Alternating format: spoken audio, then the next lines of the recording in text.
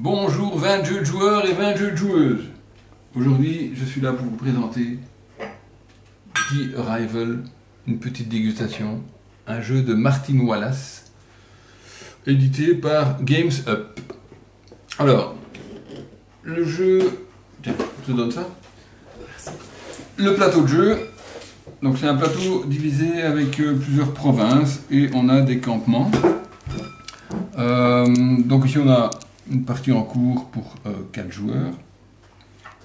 Ça se passe en 2 phases. La première phase, on va gagner des ressources qui vont nous permettre de faire des actions. Comment ça se passe? Eh bien, chaque à son tour, chaque joueur va prendre une carte qu'on va mettre face cachée. Et on va faire ça 4 fois de suite afin d'avoir 4 cartes devant soi. Voilà, comme ceci par exemple. Ensuite, toujours dans l'ordre du tour, on va montrer les 2 premières cartes. Et avec le peu d'infos qu'on a, on va devoir bloquer une ligne parmi les 3. Donc c'est une ligne qu'on ne pourra pas utiliser. Donc admettons qu'ici, je bloque celle-ci. Ensuite, on dévoile une carte supplémentaire. On fait ça pour tous les joueurs. Et on va bloquer une deuxième ligne. Admettons que je bloque celle-ci. Donc je sais maintenant que je vais devoir jouer avec la ligne du milieu. Je dévoile ma dernière carte. Et voilà. Et donc j'ai ici maintenant sur ma ligne du milieu tout ce que je vais ramasser, qui va avoir un impact dans le jeu. Qu'est-ce que je ramasse? Les épées, ce sont des jetons épées, comme ceci, qui me permettront de combattre le peuple qui vient du nord et qui veut nous envahir. Donc là je vais en prendre 2, plus 2, plus 2, ça fait 6. Donc 2, 4, 6. Qu'est-ce que j'ai encore? J'ai ici un bâtiment, 2 bâtiments. Les bâtiments sont remplacés par les disques qui sont ici. Donc dans ce cas-ci, je prends 2 bâtiments que je vais pouvoir utiliser ce tour-ci. Il me reste ces tuiles-ci, 1, 2 et 3, qui sont des tuiles de Fomori.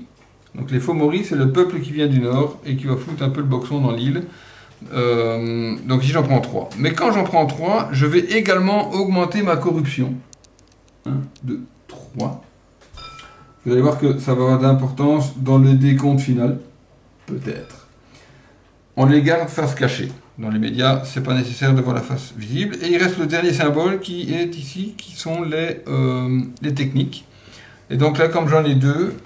Les tactiques, pardon. Comme j'en ai 2, je vais pouvoir prendre ici 2 des tuiles qui sont ici. Qui permettent, comme celle-ci par exemple, d'inverser 2 jetons sur le plateau de jeu. Donc je prends celle-là, parce que ça me paraît très bien. Et je peux en prendre une deuxième, qui serait par exemple celle-ci, qui me rapporterait des points de victoire quand je décide de la jouer. Voilà. Quand tous les joueurs ont fait ceci, les cartes qu'on a devant soi, on peut simplement les défausser. Voici. Et on va maintenant commencer la phase action.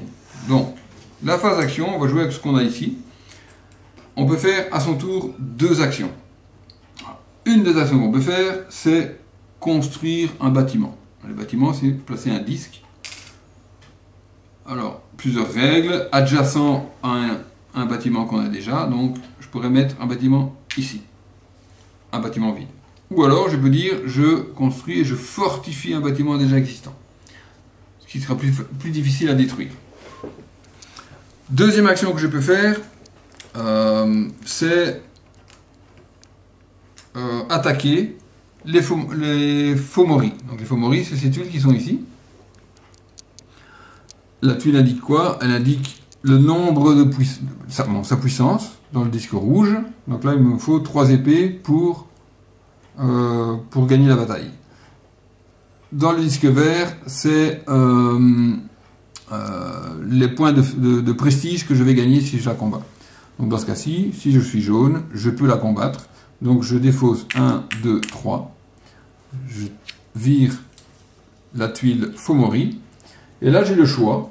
Je peux soit gagner les 6 points de prestige, que je note directement ici, 2, 4, 6, ou je peux réduire ma corruption de 1. C'est l'un ou l'autre. Bon, dans ce cas-ci, je décide de prendre mes 6 points. Voilà. Et la tuile est défaussée.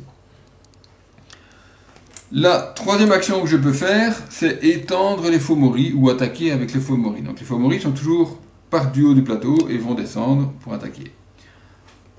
J'ai 3 tuiles que j'ai gagné avec mes cartes.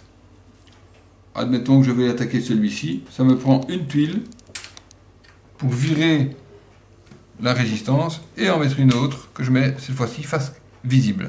Donc celle face cachée, on s'en fout, on la défausse et on met celle-ci. Voilà. Donc ça c'est l'action Fomori. Alors on a d'autres symboles sur les cartes qu'on n'a pas vu. Par exemple ce symbole-ci qui permet de prendre des boucliers, comme ici. Les boucliers on les met sur une province et ça permet de protéger la province. Elle protège tous les campements de la province. Donc dans ce cas-ci, si je prends le cas de Godelia, si les Fomori veulent attaquer cette province-ci, elles doivent mettre 1, 2 et 3 pour virer tout ça. Et ensuite une 4e pour mettre sur l'emplacement. Si on n'a pas ce nombre de tuiles, on ne peut pas faire l'action. Voilà, en cours de jeu, vous pouvez aussi utiliser vos tuiles tactiques.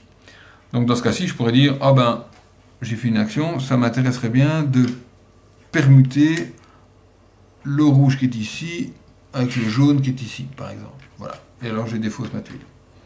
À la fin de votre tour, vous ne pouvez garder que 3 éléments différents entre les épées, les boucliers et les bâtiments que vous avez devant vous. 3 maximum. Si vous en avez plus, vous devez en défausser pour n'en garder que 3. Ça peut être 3 les mêmes ou une combinaison de n'importe lequel. Voilà, donc on joue comme ça à la fin du tour. On regarde aussi à la fin du tour. Donc on a vu que la corruption augmente. On a joué à 4 joueurs, donc il y a une limite de 17 de points de corruption. Dès qu'un joueur dépasse 17 de corruption, on ne va pas jusqu'à la fin du jeu, on s'arrête. Donc dans notre partie ici, on s'est arrêté au 3e tour, parce qu'un joueur a dépassé les 17. Et donc on a terminé le tour et c'était fini, on n'a pas fait de 4e. Là, à la fin du jeu, donc ça c'est une fin de tour. L'autre fin de jeu, c'est qu'on arrive au dernier tour du jeu, et puis le jeu est terminé. On va regarder maintenant combien de Fomori il y a sur le plateau. Dans ce cas-ci, on a 1, 2, 3, 4, 5, 6, 7, 8, 9, 10, 11, 12, 13, 14, 15, 16. Et le nombre de campements de tous les joueurs qu'il y a sur le plateau. S'il y a plus de campements, l'échelle qui va gagner, c'est l'échelle de prestige qui se trouve ici autour. Dans ce cas-ci, on voit que le jaune a bien remporté la partie. Si c'est le contraire, que c'est les Fomori qui sont plus nombreux ou égalité, à ce moment-là, on va regarder la corruption. Et c'est celui qui aura le moins de corruption qui gagne la partie dans ce cas-là. Dans ce cas-ci, ça aurait été le bleu. Alors, cette astuce est pas mal sympa quand même. On a eu quand même une petite tension en fin de partie pour savoir est-ce qu'on va viser l'un ou l'autre. Et ça, c'est quand même vraiment, vraiment génial. L'autre chose qui est vraiment très sympa aussi, c'est que les tribus ne savent pas s'attaquer l'une l'autre. Donc il n'y a aucun joueur qui va s'attaquer l'un l'autre. On va tous jouer avec les Fomori pour déloger quelqu'un. Il va falloir après attaquer le Fomori pour étendre son territoire. Donc ça met une temporisation dans les attaques qui est vraiment très sympa. Voilà, je pense que j'ai fait à peu près le tour. Je vous souhaite une bonne santé et à la prochaine.